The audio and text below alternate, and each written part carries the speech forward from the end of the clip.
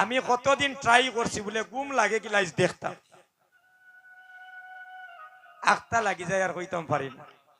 আশা যেখান মহাপ্রভুর সম্মুখে করে আইজ দেখতাম ঘুমটা লাগে কিলা আখতা থেকে আমার মাঝে আমি নাই। সকালে যদি ঘুম ভাঙ্গে বুঝতে পারি আমি শানেশ্বরে থাকি আর যেখানে থাকি প্রভু আমাকে রেখেছেন সুস্থভাবে। শুনেন, তাই যদি প্রভু ঘুম না ভাঙ্গিয়ে দেন মনে করবেন ওই রাত্রিটাও হয়তো আপনার জীবনের শেষ রাত্রি হতে পারে। আমরা যখন রাত্রিবেলা ঘুমাতে যাই যদি গৌর হরি আমাদের নয়নের ঘুম না ভেঙ্গে দেন মনে করবেন এই রাত্রিটাও আপনার জীবনের শেষ রাত্রি হইতে পারে মা।